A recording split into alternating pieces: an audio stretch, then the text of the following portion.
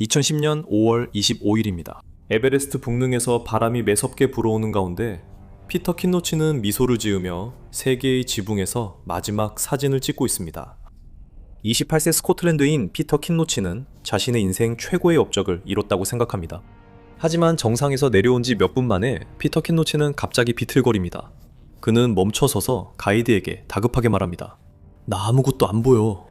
이후 일어난 일들은 인간 용기의 한계를 시험하며 평생 잊지 못할 선택을 강요했습니다. 이 에베레스트 등반가는 이미 죽었습니다. 그는 아직 모릅니다. 익스트림에 오신 걸 환영합니다. 오늘의 이야기는 여러분이 예상치 못한 곳에서 시작됩니다. 높은 산봉우리나 위험한 클라이밍 체육관이 아닙니다. 이 이야기는 영국 머지사이드의 한 유치원에서 시작됩니다. 그곳에서 한 소녀는 이미 그의 인생을 정의할 집착의 첫 징후를 보이고 있었습니다. 피터 킨노치의 이야기는 그가 11살 때 가족이 스코틀랜드의 스카이섬으로 이사하면서 본격적으로 시작됩니다. 그의 아버지는 전직 경찰 간부였고 자녀들이 자연을 가장 순수한 형태로 경험해야 한다는 생각을 가지고 있었습니다. 대부분의 부모가 아이에게 자전거를 가르칠 때 피터의 아버지는 그를 산 정상까지 데려가 보냈습니다. 대부분의 아이들이 게임 콘솔에 빠져 있을 때 그는 가족과 함께 멀로 산을 오르며 거친 지형을 안전하게 이동하는 법을 배우고 스코틀랜드의 시골 풍경을 만끽하고 있었습니다. 먼로에 익숙하지 않은 분들을 위해 설명하자면 먼로는 높이가 3000피트가 넘는 스코틀랜드의 산들입니다. 이건 작은 언덕이 아닙니다. 이 산들은 숙련된 성인 등산객에게도 도전이 되는 진짜 산입니다. 하지만 여기서 피터의 이야기는 그의 인생을 정의하게 될 예상치 못한 전환점을 맞이합니다. 피터는 인생의 어느 시점에서 대부분의 사람이라면 극한 스포츠를 두려워하게 만들 만한 의학적 질환을 얻게 되었습니다. 그는 갑작스럽고 완전한 실명 증상을 겪었습니다. 흐릿하게 보이는 것도 아니고 보는데 어려움이 있는 것도 아니었습니다. 완전히 예측할 수 없는 완전한 실명이었습니다. 그의 세상은 그냥 깜깜해졌습니다. 그리고 시간이 좀 지나면 때로는 몇 분, 때로는 더 오래 그의 시야는 사라졌던 것만큼이나 신비롭게 다시 돌아왔습니다. 대부분의 부모라면 자녀가 이런 상태라면 아마도 아이를 뽁뽁이로 감싸고 조금이라도 위험한 일은 절대 못하게 했을 겁니다. 이런 의학적 문제를 가진 대부분의 아이들은 아마도 매우 조심스럽고 안전한 삶의 태도를 갖게 되었을 겁니다. 피터의 가족은 정반대로 행동했습니다. 그들은 피터를 점점 더 도전적인 산악 등반에 계속 데려갔고 피터는 그것을 정말로 좋아했습니다. 23살 때 그는 첫 주요 해외 봉우리인 킬리만자로 산을 등반했습니다. 그 정상에 오른 후 모든 것이 달라졌고 그는 완전히 빠졌습니다. 그는 세계에서 가장 큰 산을 정복하는 기분을 경험했고 더 원하게 되었습니다. 하지만 피터는 단순한 아드레날린 중독자가 아니라 매우 똑똑했습니다. 그는 리버풀 존 무어스 대학교에서 정보 시스템 박사학위를 취득했습니다. 그는 머지사이드 경찰청에서 IT 전문가로 근무하며 사건 패턴 분석과 데이터베이스 관리에 전문성을 갖추고 있었습니다. 또한 그는 강사이자 동기부여 연설가이기도 했습니다. 이 사람은 낮에는 복잡한 데이터 패턴을 분석하고 밤에는 산악 탐험을 계획할 수 있는 사람이었습니다.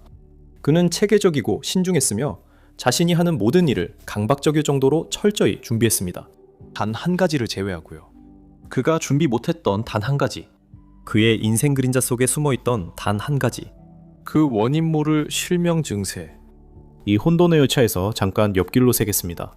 익스트림 커뮤니티의 일원이 되고 영상 선공개와 전용 설문에 참여하고 싶으시다면 페이트리온에 가입해주세요. 다시 피터 이야기로 돌아가서 그의 이야기를 정말 흥미롭게 만드는 그 점에 대해 말씀드리겠습니다. 피터가 어린 시절과 청소년기를 보내면서 등산에 점점 더 집착하게 되었을 때도 그의 원인 모를 실명 증세는 계속해서 일어났습니다. 하지만 그 실명 에피소드는 등산할 때 한 번도 일어나지 않았습니다. 이것은 중요한데 피터의 생각에는 등산과 자신의 의학적 상태가 완전히 별개의 세계에 존재한다는 의미였기 때문입니다. 그는 자신의 실명을 유발하는 어떤 것이든 등산에는 전혀 영향을 미치지 않는다는 수년간의 증거와 데이터를 가지고 있었습니다. 그래서 사람들이 시력 문제로 산 오르는 게 위험하지 않냐고 물었을 때 피터는 아주 논리적인 대답을 했습니다. 제가 등산을 하는 동안에는 그런 일이 한 번도 일어난 적이 없습니다. 그는 그때까지 완전히 옳았지만 곧 그렇지 않은 순간이 찾아왔습니다. 그 이야기는 나중에 말씀드리겠습니다. 이제 피터의 등반 실력 향상은 체계적이었고 인상적이었습니다. 그는 위험한 산들을 무작정 오르는 것이 아니었습니다. 킬리만자로를 오른 후 그는 세븐 서밋 챌린지에 도전하기로 결심했는데 이는 각 대륙의 최고봉을 오르는 것을 의미합니다. 그리고 그는 개인 영광만을 위해 이 도전을 한 것이 아니었습니다. 피터는 강박장애를 앓는 사람들을 지원하는 자선단체인 OCD 액션에 대한 인식을 높이기 위해 이 일을 하고 있었습니다. 이는 이 질환을 앓았던 이전 여자친구에게서 영감을 받은 것이었습니다. 많은 등반가들은 그저 개인적인 영광을 위해 산을 오릅니다. 그는 2009년 인터뷰에서 무언가를 돌려주고 싶다고 말했습니다. 아프리카의 킬리만자로산? 완료. 러시아의 엘브루스산? 완료. 아르헨티나의 아콘카과산? 완료. 알래스카의 디날리산? 완료. 각각의 성공은 그의 등반 열정과 의학적 상태를 모두 관리할 수 있다는 자신감을 더욱 키워주었습니다. 각 정상 등정은 그의 시력을 잃게 한 원인이 무엇이든 그것이 그의 등반에는 방해가 되지 않는다는 것을 증명했습니다. 2010년까지 피터는 7대륙 최고봉 중 4개를 완등했습니다. 이제 3개만 남았습니다. 그리고 모든 산 중에서 가장 위에 있는 산이 있었죠. 바로 모든 등산가들이 등반을 사랑하고 자신을 증명하고 싶은 마음으로 도전하는 산입니다. 맞아요. 에베레스트 산입니다. 피터는 평판 좋은 서밋 클라임 인터내셔널과 에베레스트 원정에 참가하기로 했습니다. 그들은 네팔에서 출발하는 일반적인 남쪽 루트보다 더 어렵다고 여겨지는 티베트를 통한 북쪽 루트를 선택했습니다. 가이드는 경험 많은 영국 산악인 데이비드 오브라이언이었습니다. 피터의 준비는 모든 면에서 완벽했습니다. 그의 체력은 뛰어났습니다. 그의 기술도 탄탄했습니다. 그의 장비 역시 최고급이었습니다. 그의 원정 회사는 평판이 좋았습니다. 그의 가이드들은 경험이 풍부했고 그의 실적이 모든 것을 말해주었습니다. 26년 동안 등반을 하면서 그의 시력 문제는 한 번도 산에서 나타난 적이 없었습니다. 더 중요한 점은 그의 의학적 상태가 26년간 등산 중 한 번도 나타난 적이 없다는 것입니다. 위험관리 관점에서 피터는 이 패턴이 계속될 것이라고 믿을 만한 모든 이유가 있었습니다.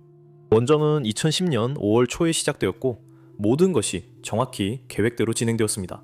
피터는 17,003피트의 베이스 캠프를 세우고 더 높은 캠프로 적응 등반을 하는 체계적인 과정을 시작했습니다. 그는 고산병의 징후를 전혀 보이지 않았습니다. 그의 컨디션은 강했고 태도도 긍정적이었습니다. 하지만 2010년 5월은 에베레스트에서 특히 가혹한 달이었습니다.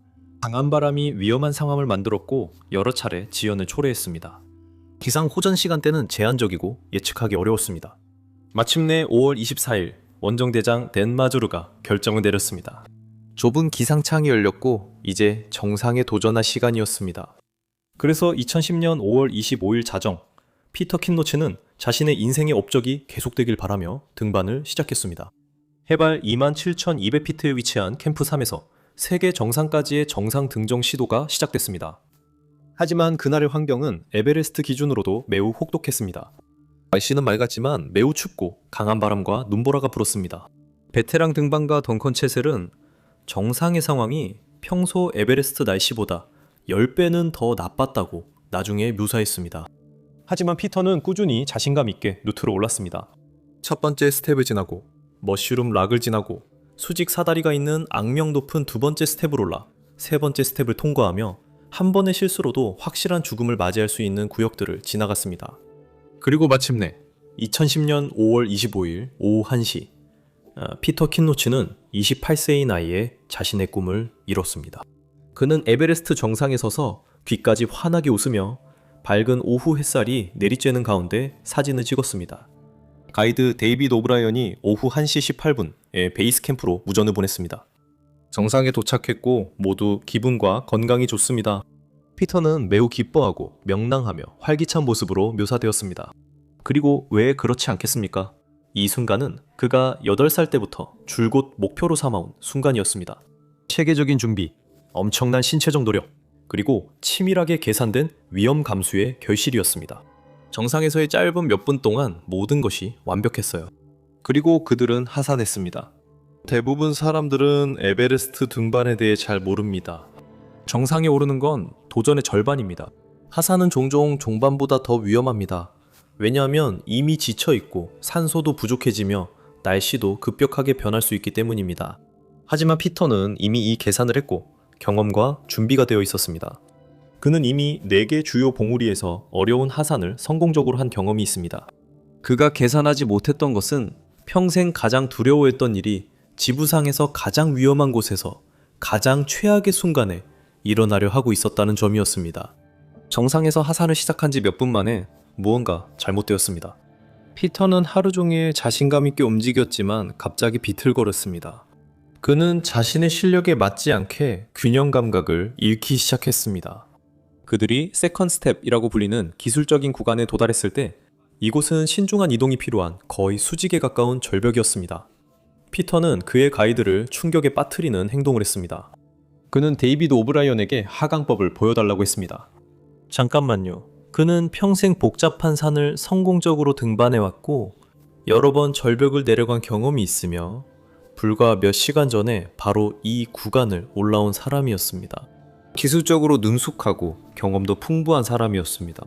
그가 왜 갑자기 등반 기술의 도움이 필요했을까요? 데이비드는 아마 고도와는 상관없는 오싹함을 느꼈을 것입니다. 그리고 나서 피터가 확실히 사람들의 이목을 끄는 말을 했습니다. 저는 어려움을 겪고 있습니다. 해발 28,000피트에서는 이런 일이 흔합니다. 에베레스트를 여러 번 오른 등반가들도 이곳에서는 종종 힘들어합니다. 하지만 그때 피터가 데이비드의 피가 얼어붙게 만드는 말을 했습니다. 아무것도 보이지 않아. 완전히 앞이 안 보여. 피터를 평생 괴롭혀왔던 그 증상, 그가 가장 두려워했던 일이 결국 일어나고 말았습니다. 그리고 그것은 최악의 순간, 최악의 장소에서 그를 덮쳤습니다. 그들은 해발 28,200피트, 이른바 데스존에 있었습니다. 이곳에선 머무는 매 순간이 죽음과 맞닿아 있습니다. 그들은 양쪽에 10,000피트 절벽이 있는 좁은 능선 위에 있었습니다. 날씨는 점점 더 나빠지고 있었고 이제 피터는 완전히 철저하게 앞이 보이지 않게 되었습니다. 하지만 이 이야기를 더 가슴 아프게 하는 점이 있습니다. 피터가 무슨 일이 일어나고 있는지 깨달았을 때 그는 당황하지 않았습니다. 그는 무서워하지도 않았습니다. 왜냐하면 그의 생각에는 이것이 그냥 또 다른 에피소드였기 때문입니다. 이런 일은 예전에도 있었어요 라고 그는 팀원들에게 말했습니다. 하지만 고지대에서는 처음이에요. 피터는 항상 그랬던 것처럼 시력이 곧 돌아올 거라고 기대하고 있었습니다. 그는 시력이 돌아올 때까지 기다리면 된다고 생각했습니다. 피터가 몰랐던 점, 그리고 알 수 없었던 것은 이번엔 상황이 달랐다는 것이었습니다. 이번에는 극한의 고도가 그의 상태를 치명적으로 만들었습니다. 보시다시피 그 고도에서는 해수면에 존재하는 산소의 약 3분의 1만이 있습니다. 당신의 혈액은 시럽처럼 걸쭉해집니다. 심장은 그 걸쭉한 혈액을 몸 전체에 돌리기 위해 과도하게 일하게 되고 눈 속의 작고 섬세한 혈관들은 엄청난 압력을 받게 됩니다. 피터의 눈 안에서 일어나고 있던 것은 아마도 고지대 망막 출혈이었을 것입니다. 기본적으로 극한의 환경 때문에 그의 망막에 있는 혈관들이 터져서 출혈이 발생한 것입니다. 출혈이 너무 심해서 그의 시야를 완전히 가리고 있었습니다. 이제 정상적인 상황, 예를 들어 해수면에서는 피터가 이전에 겪었던 앞이 보이지 않던 증상은 아마도 일시적인 혈류 문제나 스스로 해결되는 가벼운 혈관 문제 때문이었을 것입니다. 그의 몸은 보상할 수 있었습니다. 혈관도 치유될 수 있었죠. 시력도 돌아왔습니다. 하지만 28,000피트에서는 피터의 몸이 이미 인간 생존의 한계에 다다라 있었습니다. 신체의 모든 기관이 극심한 부담을 받고 있었습니다. 그의 눈에 있는 혈관이 출혈을 시작했을 때 그의 몸은 출혈을 멈추거나 치유 과정을 시작할 자원이 전혀 없었습니다. 그래서 피터는 예전처럼 시력이 돌아오기를 침착하게 기다리고 있었지만 실제로는 그의 눈 속 출혈이 점점 더 심해지고 있었습니다.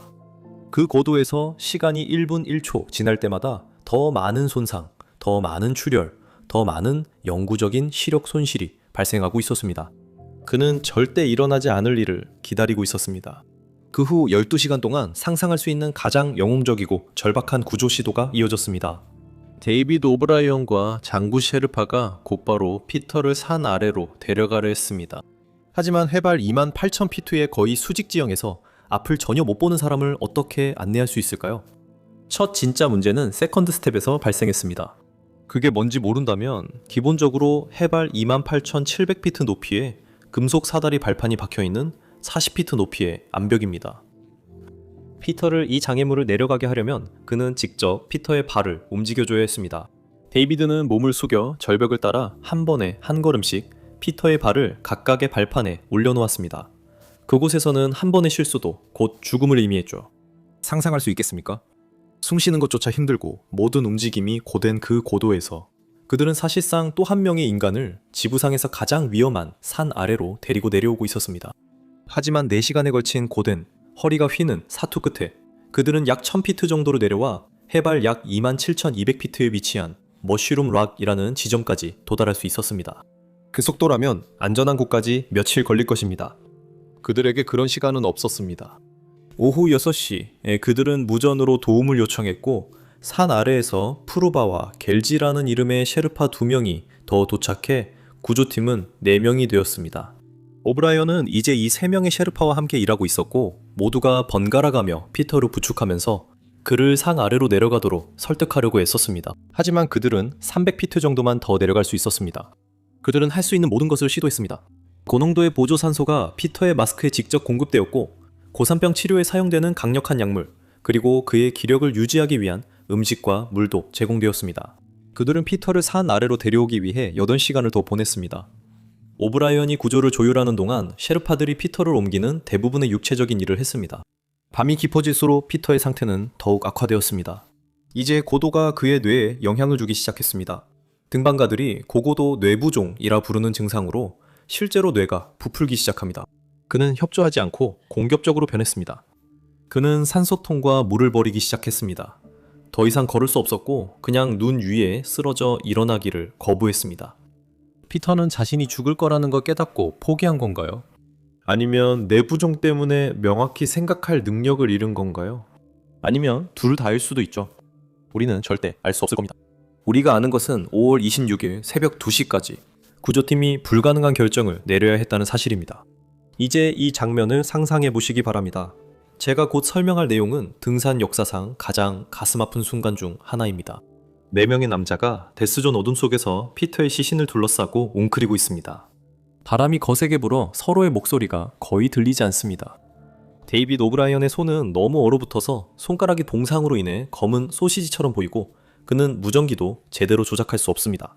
셰르파 3명은 좀비처럼 움직이며 저체온증과 극도의 피로로 몸이 점점 멈추고 있습니다. 그리고 피터는요? 피터는 이제 의식을 잃었습니다. 그는 눈 위에 꼼짝도 하지 않고 누워 있습니다. 그의 숨소리가 너무 약해 살아있는지 거의 알 수 없습니다.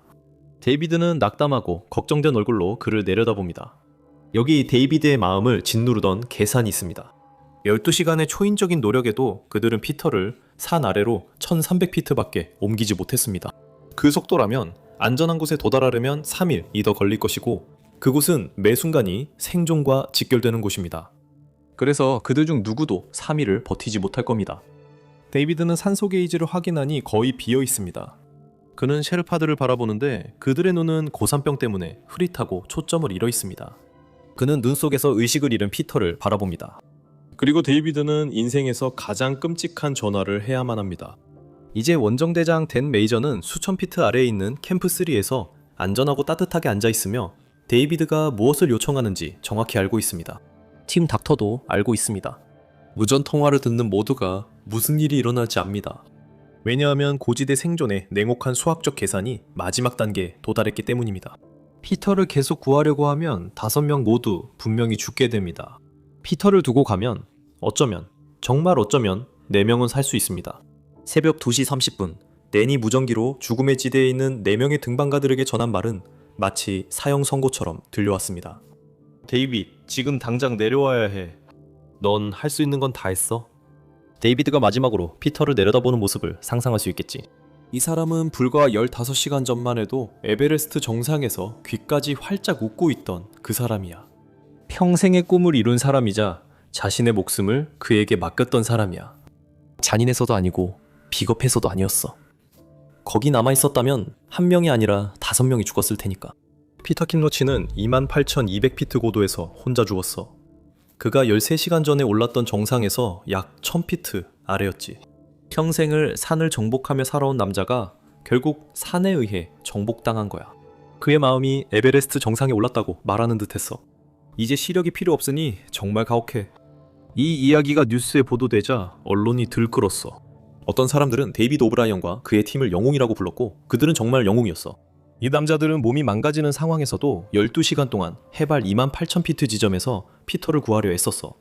하지만 다른 사람들은 그들을 살인자라 불렀어. 영국 언론은 데이비드 오브라이언을 완전히 몰아붙였어. 믿기 힘들겠지만 어떤 사람들은 그가 피터를 버리고 떠나기보다는 피터와 함께 남아서 죽었어야 한다고 실제로 믿었지. 그게 데이비드와 셰르파들의 생명을 어떻게 받는지 말해준다고 생각해? 2011년에 피터의 시신은 에베레스트를 등반하던 BBC 직원 로드 호그에 의해 발견됐어. 2011년 로드 호그라는 등반가가 에베레스트에 도전하던 중 그의 마음을 아프게 하는 발견을 했어. 그는 피터의 시신을 발견했어.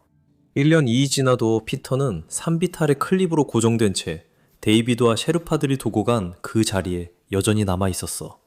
얼음과 추위가 그의 시신을 완벽하게 보존했어. 로드는 나중에 피터를 봤을 때 마치 누군가가 잠깐 낮잠을 자고 있는 것처럼 평화롭고 차분해 보였다고 말했어. 마치 시력이 다시 돌아오기를 기다리는 것처럼. 예전에도 항상 그랬던 것처럼 말이야. 피터 킨로치는 여전히 에베레스트 산에 있어.